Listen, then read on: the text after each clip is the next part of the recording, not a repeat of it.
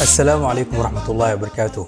waxaan rajaynayaa inaad kulligiin caafimaad qabtaan. waxaan aad ugu faraxsanahay in aan ku dhawaaqno mar kale furitaanka diiwaangelinta dufcadda afraad ee barnaamijka dibloomada luqadda Ingiriisiga iyo dufcadda labaad ee dibloomada luqadda Carabiga ee madasha Afooga.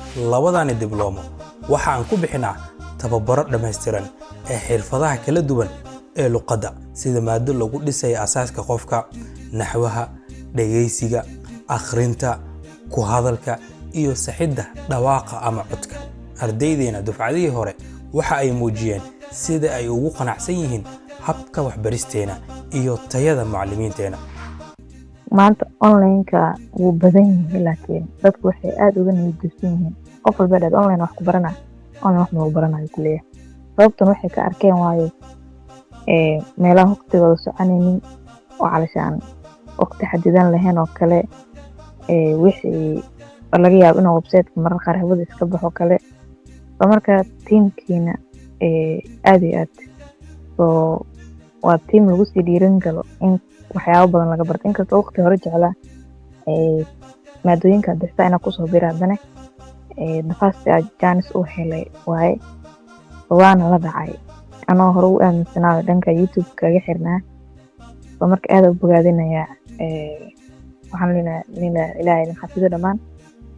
haddana ma jiro isleeyahay maanta course online sidaan ama in lagu soo fariisto wixii su'aalaha qabtay ilaa casharka ka baxsan xataa lagaga baaxi tiraayo.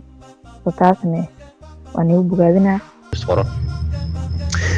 maalin maalmaha ka mid ah website-kan anoo saaxiibkay la fadhiya ayuu igu soo xidhay Afoogay. waan eegay course ka mid ah ayaan qaato, course English-ka ka mid ah ayaan iska qoray.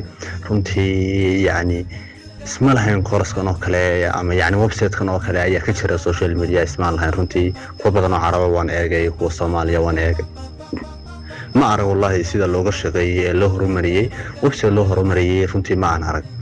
arrintaas waxay u kaliftay yani website-dadii kale oo dhan inaan iska xidho oo website-kan uu iga kaafiyo course-ka aan u baahdana aan macallimiinta iyo maamulka aan dalab ugu gudbiyo course-ka isaga in loo soo geliyo website-ka iyaguna si fiican oo yani wanaagsan ay iga aqbalaan.